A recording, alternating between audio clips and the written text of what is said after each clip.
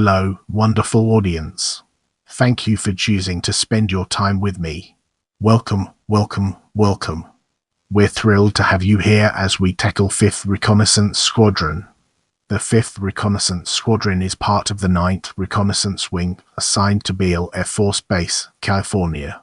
It is stationed at Osan Air Base, South Korea as a Geographically Separated Unit (GSU).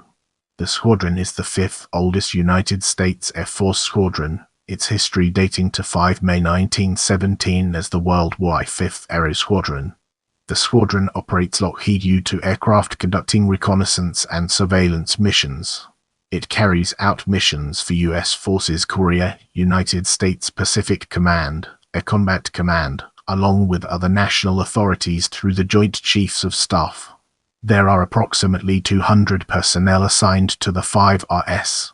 In the next segment, we'll be exploring World War I and its implications for our subject matter.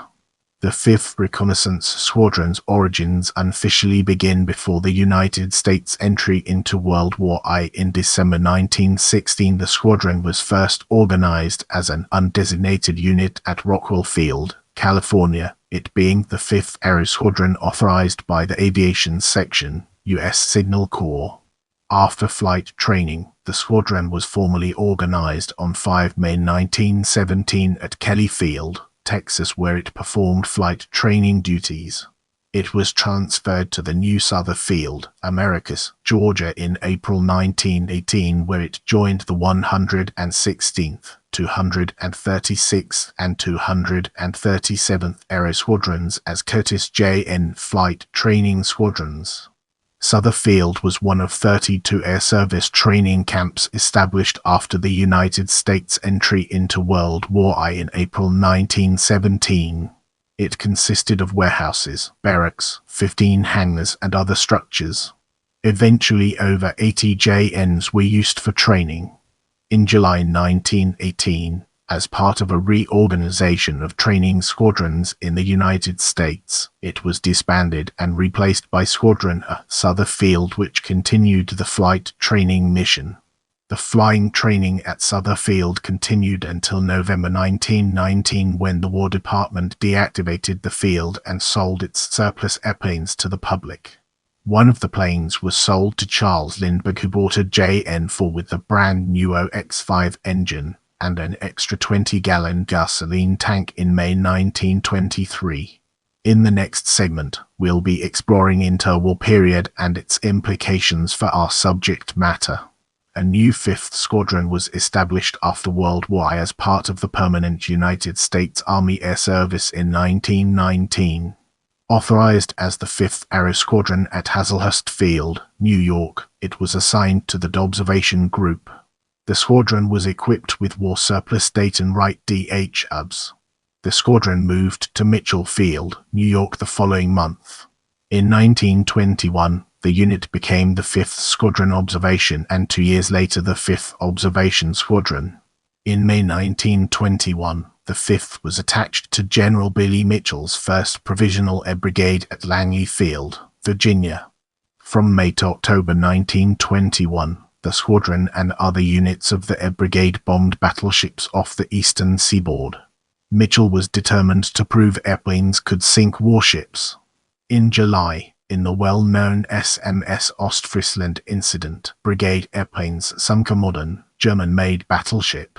General Mitchell proclaimed the era of battleships had ended and the age of air power had begun. On 1 August 1922, the 5th Observation Squadron joined with the 1st Observation Squadron to form the 9th Observation Group, today's 9th Operations Group and the 9th Reconnaissance Wing's predecessor. In 1928, the Army attached the 99th Observation Squadron to the 9th Observation Group and assigned the squadron to the group the following year. Throughout the ERS and early ERS, the 5th flew routine observation and training missions and participated in air shows. Squadron pilots flew a variety of World War I vintage aircraft, including the DH-4, O-1, O-2, A-3, B-6, and several others. In the mid-ERS, as tensions increased in Europe, the United States began to expand its air arm. On 1 March 1935, The Army redesignated the 5th Observation Squadron as the 5th Bombardment Squadron. Soon after the redesignation, the squadron received new Martin B-10 bombers. The B-10, a small bomber best suited for coastal defense, could outfly the best Army pursuit plane of its day. In 1938, the 5th switched to the larger Douglas B-18 Bolo. Get ready for an exciting exploration as we unravel the mysteries of 6th Air Force. By November 1940, German U-boats actively patrolled waters off Central America near the Panama Canal. The Army dispatched the 9th Bomb Group to guard the canal. The 5th Bombardment Squadron deployed to Rio Hato Army Air Base, Panama with that group on 13 November 1940, at which time it was designated as the 5th Bombardment Squadron Medium, this being changed to Heavy 5 days later. 2 Beale Bolos of the unit made training flights through Central America commencing 12 January 1941, flying from Albrook Field in the Panama Canal Zone. Their route took them first to San Jose, Costa Rica, then to San Salvador, El Salvador, Guatemala City, Managua, Nicaragua, and thence back to David Field, Panama, and home to Rio Hato. Major General Sanderford Jarman, commander of the Panama Coast Artillery Command, was a VIP passenger on this flight, which gave the crews excellent familiarity with airfields, flight conditions, and navigational problems unique to the Caribbean. The squadron received a single Boeing B-UB Flying Fortress to augment its 4B hours by 25 August 1941 and, on 28 September 1941, deployed to Bean Field, St. Lucia, in the Antilles, from Rio Hato. By January 1942, unit strength at Bean Field consisted of but 4 BEs and a single B-18, where the unit was attached as an element of the Trinidad Base Command.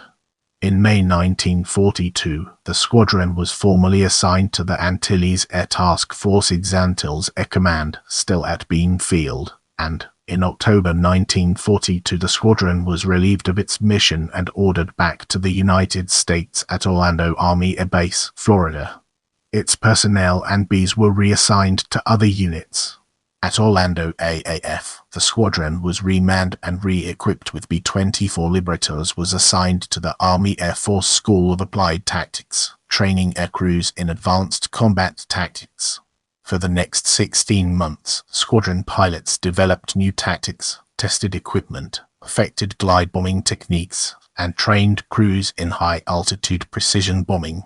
Eventually, the squadron received B-17 Flying Fortresses, B-25 Mitchells, and B-26 Invaders as part of the training program. In the upcoming section, we'll be dissecting B-29 Super Fortress operations against Japan and exploring its implications in greater detail. In February 1944, the 5th was again transferred, without personnel and equipment, to Dalhart Army Airfield, Texas, then to McCook Army Airfield, Nebraska. At McCook Field, the 5th and its sister squadrons received new Boeing B-29 Super Fortresses. Squadron crews spent the next 6 months training in their new airplane. When training was completed, moved to North Field Tinian in the Mariana Islands of the Central Pacific area in January 1945 and assigned to XXI Bomber Command, 20th Air Force. Its mission was the strategic bombardment of the Japanese home islands and the destruction of its war-making capability. It flew shakedown missions against Japanese targets on Mohn Island, Truk, and other points in the Carolines and Marianas. The squadron began combat missions over Japan on 25 February 1945 with a firebombing mission over northeast Tokyo. The squadron continued to participate in wide-area firebombing attack, but the first 10-day blitz resulting in the Army Air Forces running out of incendiary bombs. Until then, the squadron flew conventional strategic bombing missions using high-explosive bombs.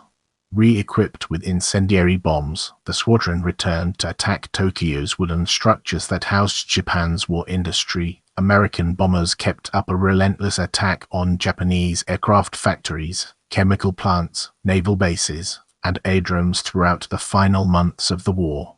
Despite stiff opposition, heavy and light anti-aircraft fire, searchlights, flak boats, and fighter planes squadron aircraft inflicted heavy damage on Nagoya, Osaka, Kobe, Tokyo, and other cities.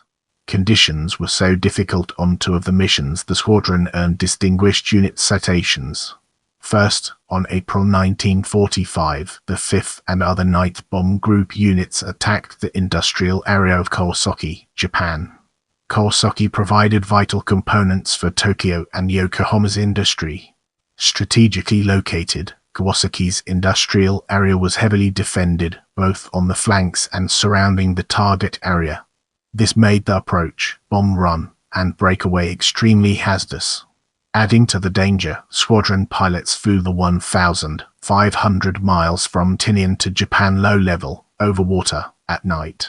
Severe turbulence along the way affected the mechanical navigation equipment, but the bombers held their course. Attacking according to the bombing plan, the 5th Bomb Squadron was in the last run over the target.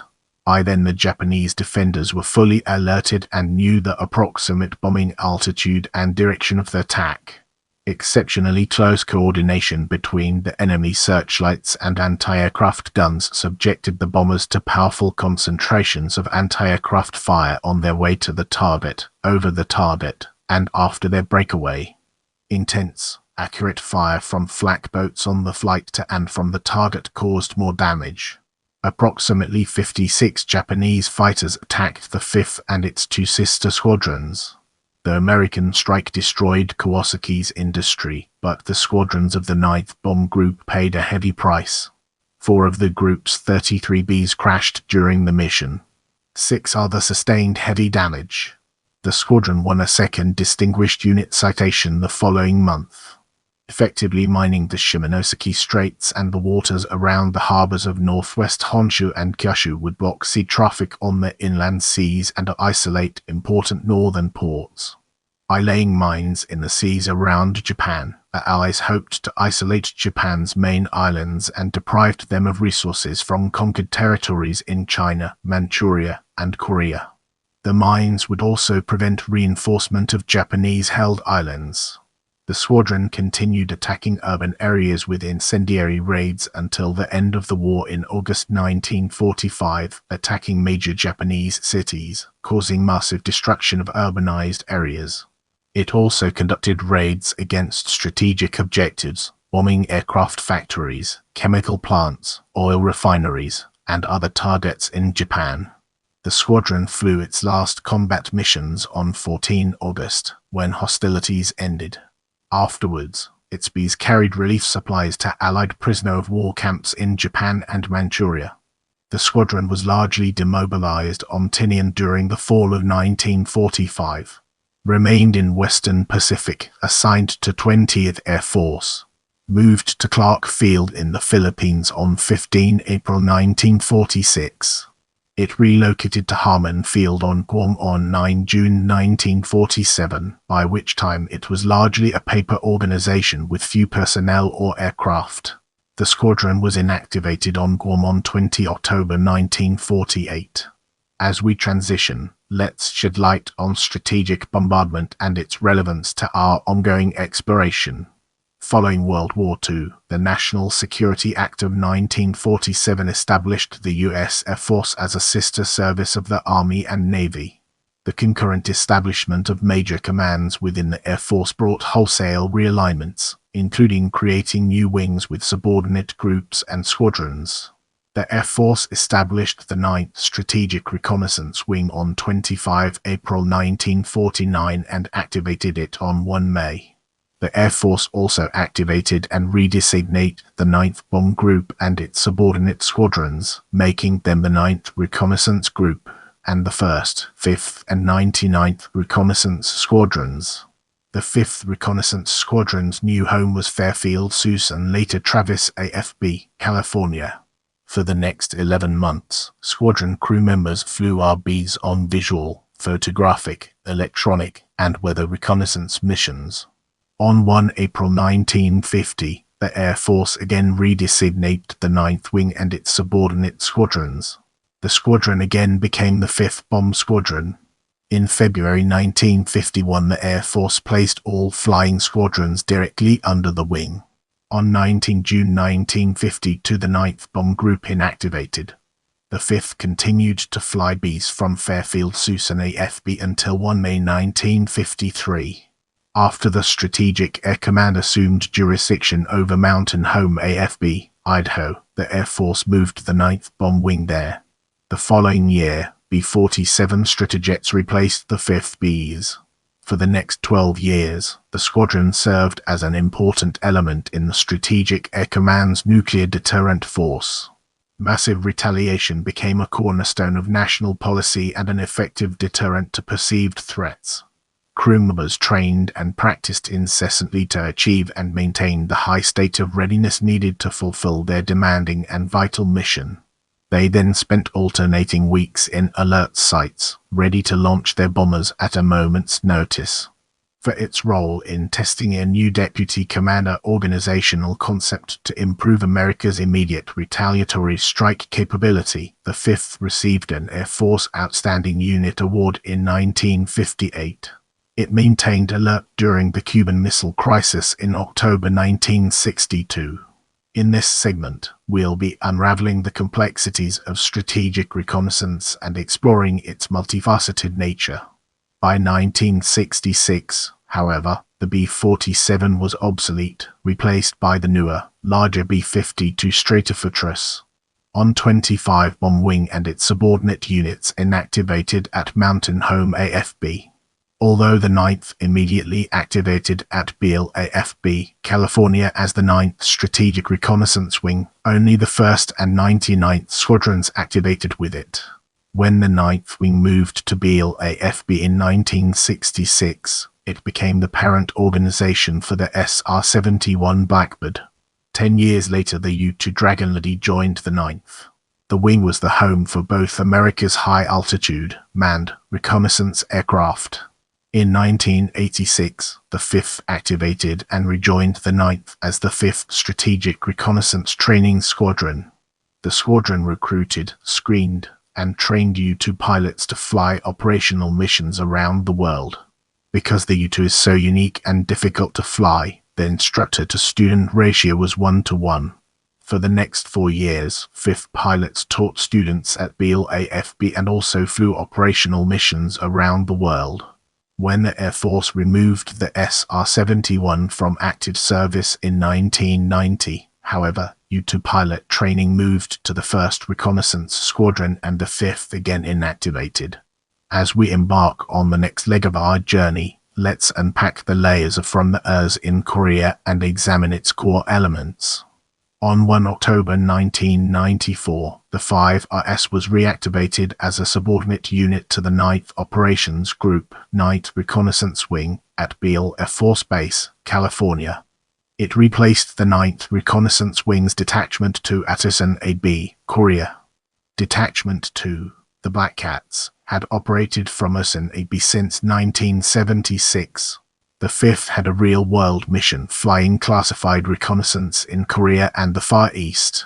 In 1995, the 5th RS was the first unit to have the new Hughes model aircraft fully operational, and on 20 October 1995, Lieutenant Colonel Charles P. Wilson I flew the first ever Hughes operational mission. Additionally, in 1995, the U-2 flew the 2000th Advanced Synthetic Aperture Radar System mission. The squadron was the recipient of the 1995 Lockheed Advanced Development Corporation Hughes Trophy, distinguishing the unit as Best Reconnaissance Squadron in the 9th Reconnaissance Wing, and was also nominated for the Republic of Korea Presidential Unit Citation. Since 1976, the unit has flown more than 7,000 operational sorties, utilizing an integrated suite of all-weather multispectral image sensors. The unit has maintained a 98% mission effectiveness rating, despite challenging weather and a long logistics trail. Significant past events include the 1976 Korean Demilitarized Zone tree-cutting incident in which 2 U.S. officers lost their lives. The unit provided continuous coverage of the area during the tense period that followed. Since 1976, surge operations have been conducted many times due to heightened tensions on the Korean peninsula. In 1987, President Chun Doo-hwan visited the detachment to honor the unit for its outstanding contribution to the security of the country. In addition to its real-world mission, the unit has flown humanitarian sorties to assess ROK environmental concerns such as flood damage and assist the Philippines in surveying the devastation caused by the Mount Pinatubo eruption. Now, it's time to shift gears and explore lineage. 5th Aero Squadron organized as the 5th Aero Squadron on 5 May 1917. Redesignate Squadron A, Sutherfield, Georgia on 15 July 1918, demobilized on 11 November, are reconstituted and consolidated with the 5th Observation Squadron as the 5th Observation Squadron in April 1924. 5th Reconnaissance Squadron authorized as the 5th Aero Squadron on 15 August 1919. Organized 24 October 1919, redesignated 5th Squadron Observation on 14 March 1921, redesignated 5th Observation Squadron on 25 January 1923, consolidated with Squadron A, Sutherfield, Georgia in April 1924, redesignated 5th Bombardment Squadron on 1 March 1935, redesignated 5th Bombardment Squadron Medium on 6 December 1939, redesignated 5th Bombardment Squadron Heavy on 20 November 1940, redesignated 5th Bombardment Squadron Very Heavy on 28 March 1944, inactivated on 20 October, are redesignated 5th Strategic Reconnaissance Squadron, photographic, and activated on 1 May 1949.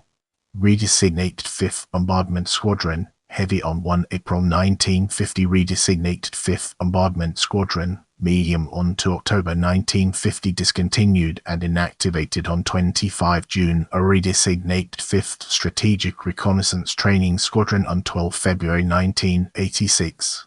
Activated on 1 July 1986, inactivated on 30 June, a redesignated 5th Reconnaissance Squadron on 21 September 1994. Activated on 1 October 1994. As we move forward, let's uncover the untold stories and fascinating intricacies of assignments.